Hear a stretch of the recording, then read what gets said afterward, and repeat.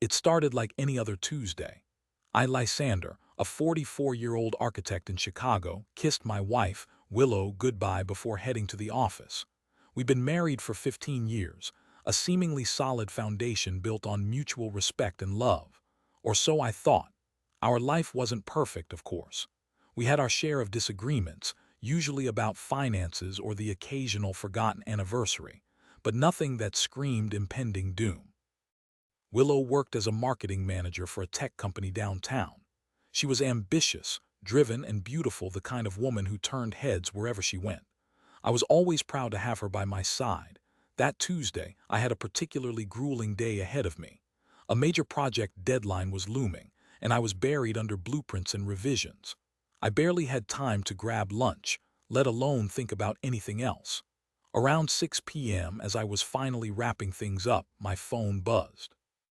It was Willow. "Hey, babe," she said, her voice sounding a little strained.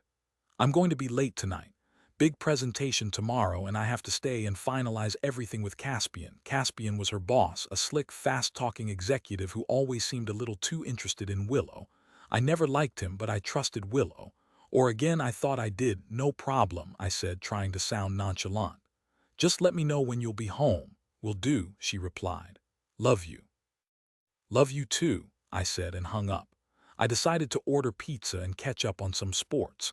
As the evening wore on, I couldn't shake off a nagging feeling of unease. Willow usually texted me updates, but tonight, silence.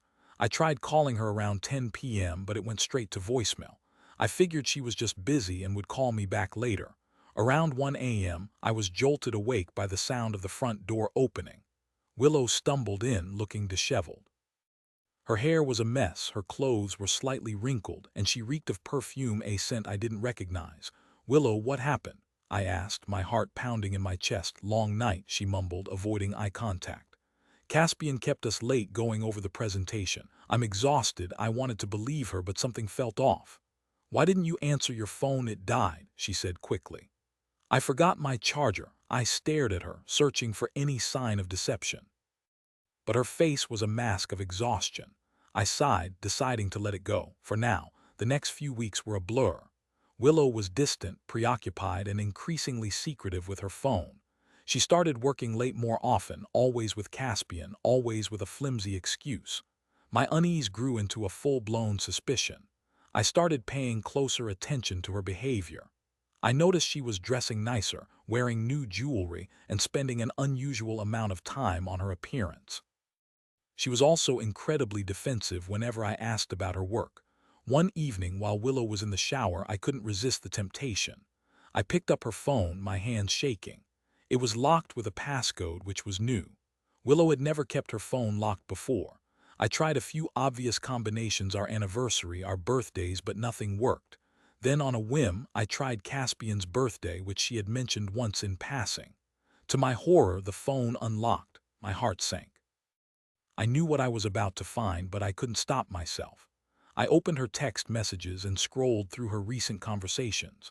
There it was, a string of messages with Caspian, filled with suggestive jokes, late-night rendezvous, and thinly veiled declarations of love. I felt like I'd been punched in the gut. The world seemed to spin around me. My wife, the woman I loved and trusted, was having an affair with her boss. The betrayal was so profound, so complete, that I couldn't even process it. I took screenshots of the messages, my hands trembling. I needed proof, something to hold on to when I confronted her. Then I quickly deleted the messages and locked her phone, trying to erase any trace of my intrusion. When Willow came out of the shower, I acted as normal as I could. I made dinner, we watched TV, and we went to bed. But inside, I was seething with anger and pain. I couldn't sleep, replaying the messages in my head, imagining Willow with Caspian. The next morning, I confronted her. I showed her the screenshots, my voice shaking with rage. "What is this, Willow?" I demanded. "Explain this to me." She paled, her eyes widening in shock. "Lysander, I can explain," she stammered. "Explain what?" "Explain how you've been lying to me for weeks. Explain how you've been sleeping with your boss." "It's not like that," she said, her voice barely a whisper. "It just happened. Caspian and we just connected. It didn't mean anything. It didn't mean anything." I repeated, incredulous. "You've been betraying me, lying to my face, and you're telling me it didn't mean anything?" "I'm sorry," she sobbed. "I never meant to hurt you, but you did hurt me, Willow," I said, my voice cracking with emotion. "You broke my heart. You destroyed our marriage." I walked out, slamming the door behind me. I didn't know where I was going, but I knew I couldn't stay there, not for another minute. I spent the next few days in a haze of anger, sadness, and disbelief.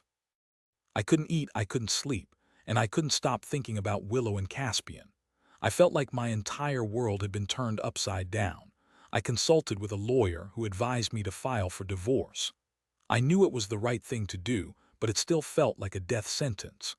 15 years of my life gone, reduced to a pile of legal documents and bitter memories.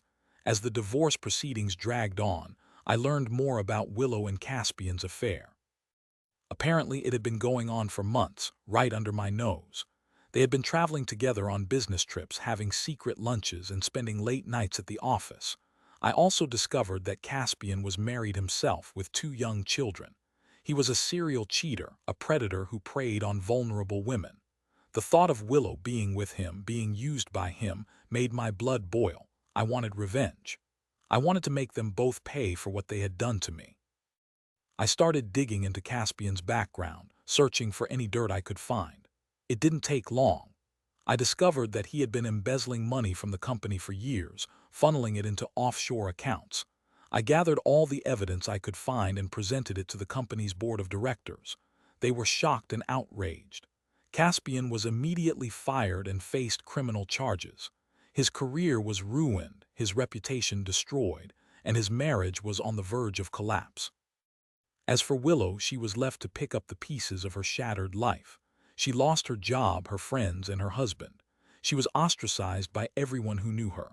I felt a sense of satisfaction knowing that she was suffering, but it didn't bring me any real joy. The divorce was finalized a few months later. I walked away with half of our assets, but I would have given it all back to have my old life back. But that wasn't possible. Willow had destroyed everything. In the aftermath of the divorce, I struggled to rebuild my life. I moved into a new apartment, started seeing a therapist, and tried to focus on my work. It was a long and difficult process, but I eventually started to heal.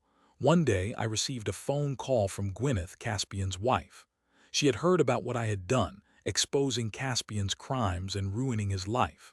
She wanted to thank me. We met for coffee, and I was surprised by how much we had in common. We had both been betrayed by the people we loved, and we were both struggling to move on. We started spending more time together, talking, laughing, and supporting each other. Over time, our friendship blossomed into something more. We fell in love, slowly and cautiously, both of us afraid of being hurt again. But we found solace in each other's company, a shared understanding that only 2 people who had been through similar experiences could have. A year later, Gwyneth and I got married. It wasn't the life I had imagined for myself, but it was a good life. I had found love again after being betrayed in the most devastating way. As for Willow, I heard through mutual friends that she was still struggling. She had never recovered from the scandal, and she was living a lonely and isolated existence. I felt a pang of sympathy for her, but I couldn't forgive her. She had made her choices, and she had to live with the consequences. Looking back on everything that happened, I realized that betrayal can be a catalyst for change. It can break you, but it can also make you stronger. It can destroy your life, but it can also lead you to new beginnings. I never would have chosen to go through what I went through, but I wouldn't trade the life I have now. I found love again, and I learned a valuable lesson, that even in the darkest of times, there is always hope for a brighter future.